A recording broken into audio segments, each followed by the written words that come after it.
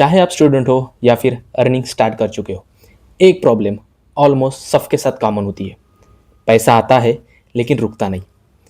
और ये problem income की नहीं है, ये प्रॉब्लम है उसके डायरेक्शन की। अगर आप अपने पैसों को डायरेक्शन नहीं दोगे तो वो ऑटोमेटिकली गलत जगह चला जाएगा।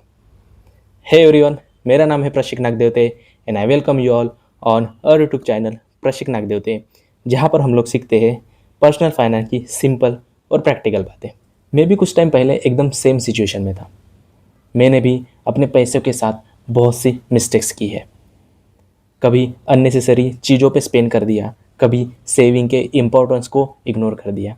और ऑनेस्टली मुझे पता ही नहीं था कि ये जो पैसा है इसको मैनेज कैसे करना है और इसको प्लान कैसे करना है। और तब मैंने बहुत ही इम्पोर्टेंट कॉन्सेप्ट सीखी जिसका नाम है फाइनेंशियल गोल। और ये सीखने के बाद जो मेरी थिंकिंग है धीरे धीरे चेंज होने लगी। आज के इस वीडियो में इसी फाइनेंशियल गोल की बात करते हैं। चलो एक सिंपल सिचुएशन इमेजिन करते हैं। मान लेते हैं आपके अकाउंट में 5,000 रुपये या फिर आपके पास 5,000 रुपये। हो सकता है वो आपकी स्टाइपेंड हो सकता है आपका पॉकेट मनी हो सकता है आपकी सैलरी हो। अब नॉर्मली उन पैसों के साथ क्या होता है, हम थोड़ा बाहर खाने के लिए चले जाते हैं, थोड़ा शॉपिंग करने के लिए चले जाते हैं, और कभी कभी तो अपने दोस्तों के साथ हैंग आउट करने के लिए चले जाते हैं। और एंड ऑफ द मंथ पे हमें ये पता चलता है कि भाई बैलेंस ऑलमोस्ट जीरो है। और फिर हम लोग बोलते हैं कि भाई पैसा टिकता ही नहीं। लेकिन रियलिटी क्या है?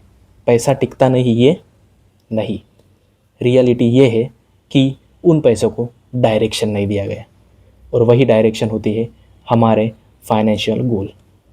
हो सकता है वो आपका रिटायरमेंट हो सकता है वो आपका हायर एजुकेशन हो। अगर आप उन पर्पस के लिए सेव कर रहे हो तो वो आपके फाइनेंशियल गोल बन जाते हैं। मोर डीपली समझने की कोशिश करेंगे तो ये जो फाइनेंशियल गोल्स होते हैं इनके 3 प्रकार होते हैं। आइए एक एक करके समझते हैं। पहला गोल है शॉर्ट टर्म फाइनेंशियल गोल। अब मान लो आपने डिसाइड किया कि अगले 6 महीने में आपको 10,000 रुपये का इमरजेंसी फ़ंड बनाना है। अब ये इमरजेंसी फ़ंड क्या होता है ये आपको पता नहीं है, तो मैंने इस वाले वीडियो में इमरजेंसी फ़ंड क्या होता है इसके बारे में बात की है। Please click on that and watch it. वापिस टॉपिक पे आते हैं। 10,000 रुपये का इमरजेंसी फ़ंड आपको बनाना है। अब क्या चेंज आएगा? जब भी आप स्विगी या फिर ज़ोमैटो ओपन करोगे तो आपका दिमाग बोलेगा भाई सच में ये पैसा खर्च करूँ कि अपने गोल्स के लिए सेव करूँ। जब भी आप सेल देखोगे तब आपका दिमाग सोचेगा कि सच में वो चीज़ मुझे ज़रूरी है या फिर मैं बस ऑफ़र देख के ले रहा हूँ। यहाँ पे क्या चेंज आया? यहाँ पे चेंज आया कि आप अपने पैसों को कंट्रोल कर रहे हो।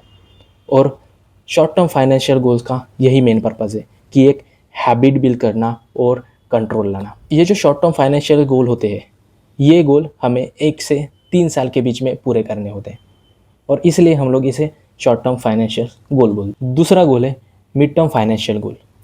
ये ऐसे गोल होते हैं जो हमें 3 से 10 साल के बीच में पूरे करने होते हैं। जैसे मान लेते हैं कि आपको 5 साल बाद एक नई बाइक खरीदनी है।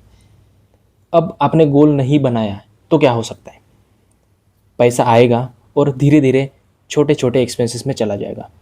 लेकिन अगर आपने एक क्लियर गोल बना लिया है तो आप हर महीने थोड़ा थोड़ा पैसा उस गोल के लिए अलॉट करना शुरू कर दोगे।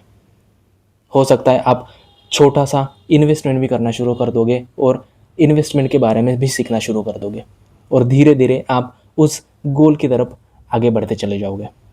यही होता है प्लान और रैंडम गोल का डिफरेंस। अगर आप प्लान करके एक गोल सेट करके उस पर्पस के लिए पैसा अलोकेट करना शुरू कर दोगे तो वो गोल बहुत आसानी से आप अचीव कर सकते हो। तीसरा गोल है लॉन्ग टर्म फाइनेंशियल गोल।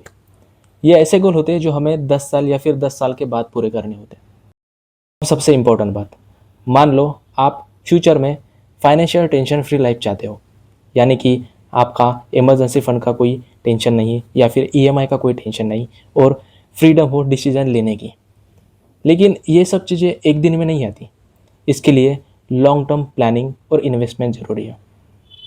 अगर आपने भी अभी से शुरू नहीं किया तो बाद में बस रिग्रेट रह जाएगा, काश मैंने भी बहुत पहले शुरू कर दिया होता।